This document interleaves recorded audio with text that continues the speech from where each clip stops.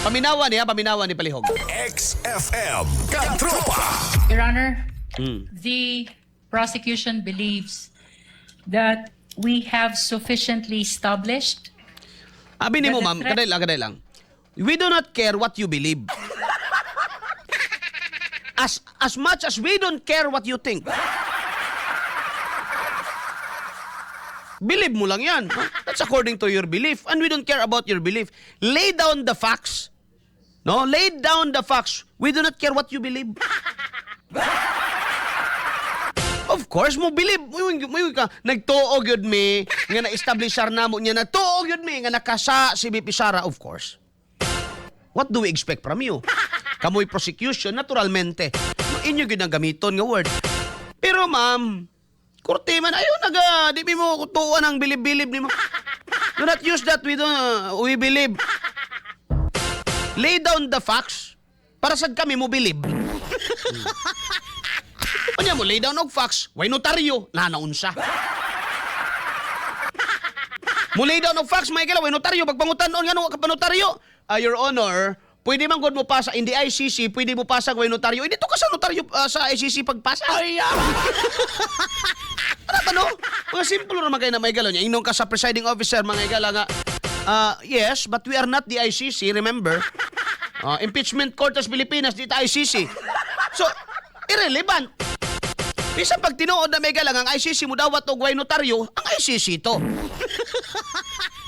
Inom dumi nga dili ICC nang imong gipatungan.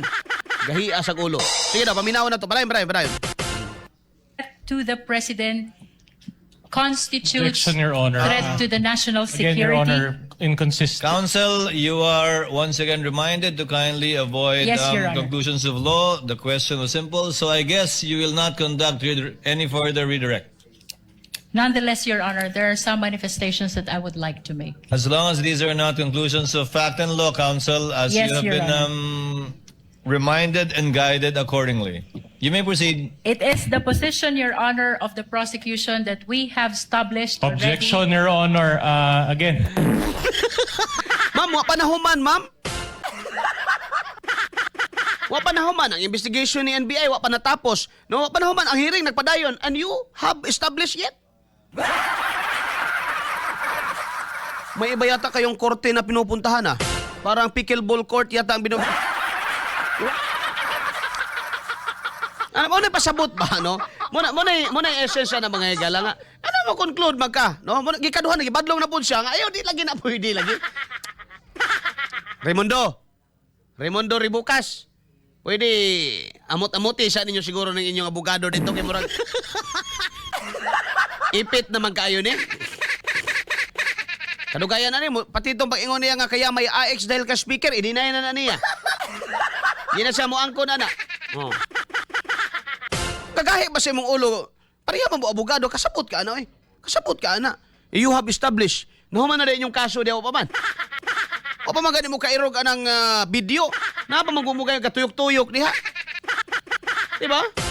Alang-alang magmoingon tak, tinuod yun ng kuan, i-establish lang ato ni Lotok, i-establish lang ato ni Talilong.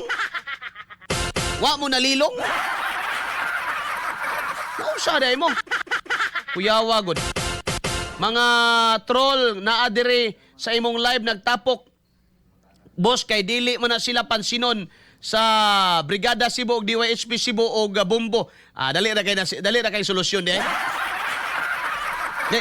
Kaya ba mo ko solusyon na? Pero may na lang in taon kay in giving justice po sa gisweldo mga igalag. Kinsa mang santilmuha gasweldo nila mga igalag magpatrol niya mag-comment diri. May na lang po intang kwarta sa bayan na. Kaya ako mga igala makihustisya magyug ko. No? In order to give justice atong tao gagasweldo nila may gala para mo comment lang direct perting daghanay may gala unya sa ato na basahon. Basahon ta na mga kaigsunan. So Madam Prosecutor rather. Have you established yet pala? Humana na ining kasuhan ni kasamo kay undangon na lang nato ni. No? Pag kuan na lang mo diha, pagbutuhan na lang mo diha unya mahumana nang kuan. Kapoy na kayong Pilipinas oy. Kapoy na kayo, manarbaho na lang tagtarong ani. O niya kami nga mga di lang mi mosunod ang giingon ni Tulpo nga bendalo, suluhon lang na niya kauno niya na yung bendalo. Mapriso pa lang mi labanan dai mi ana. Pwede di meron mo ingon may galang atos pulis nga sir. Ni supag kog balaod sir ni nangawat kog kuan sir nya. Ibensa na ko ning balaod sir gutom manggod. Pwede di na. Unya pag amo nang gamiton, mo ingon ka stulpo nga ato nang lukaton. Piyansahan. Dili oy. Na-establish naman ko dahil niya, ma'am. Sige daw, be. Padayonon na to. This is a conclusion of fact and law, Your Honor. Ikatawan siya ba eh? Well, I'm- Lawa siya na eh. The counsel for respondent is correct. I will give the same limitation to whatever manifestations he will make in this regard. Let me do it for you. I guess you're not conducting any redirect anymore because you're I have another satisfied manifestation, Your Honor. and you're contented with the testimony given by the witness you presented. What is your second manifestation? Nais ko lamang pong liwanagin, Your Honor, kaugnay ng affidavit ni Arturo Las Cañas. Ito po ay ipresenta ng prosecution bilang bahagi ng testimonya ng witness, kagaya na po ng sinabi ng presiding officer ng 3 ulit. Pinayagang ipresenta ang affidavit ni Las Cañas bilang bahagi ng testimonya at bilang bahagi ng naging investigation. Tanawara mga bugo may gala mupakpak po dito sa mga bugo po. Ay! Sa ingong Rimondo, congrats Luistro, nakalusot tayo.